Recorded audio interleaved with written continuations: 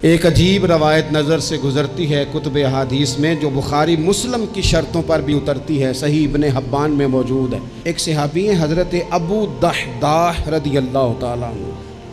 ہوا پتہ کیا، مدینے میں ایک یتیم بچہ، بعض نے لکھا اور بعض نے لکھا ایک صحابی تھے، ان کا بھی کھجوروں کا باغ تھا اور ساتھ ایک اور کھجوروں کا باغ تھا۔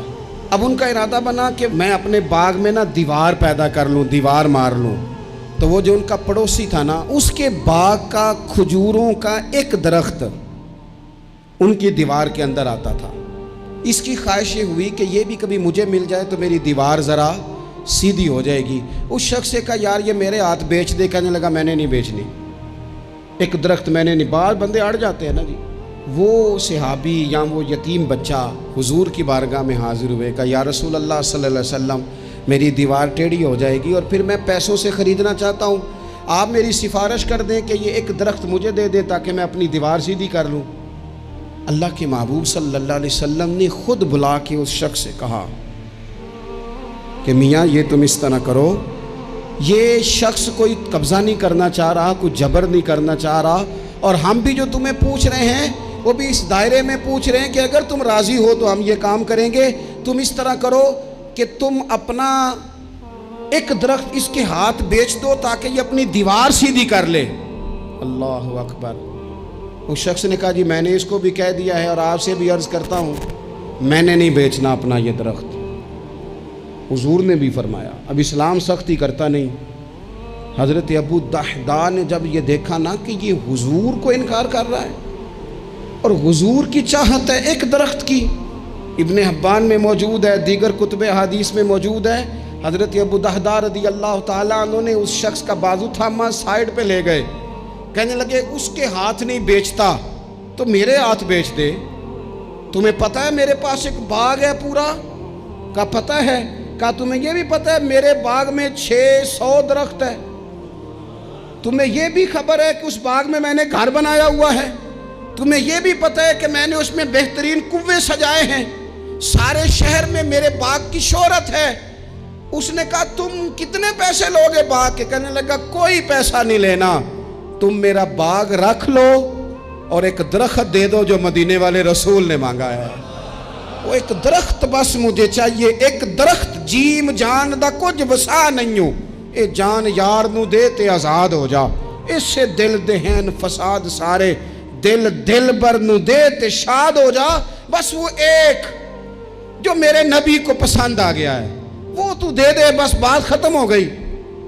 اس شخص نے سر سے لے کے پاؤں تک دیکھا، کہنے لگے مذاق تو نہیں کر رہے؟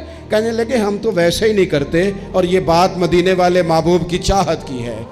اس نے کہا یہ کون سا سودا ہے؟ فرمایا یہ من کا سودا ہے، تیری سمجھ میں آئے نہ آئے مجھے غرض نہیں، لیکن تو لیتا ہے؟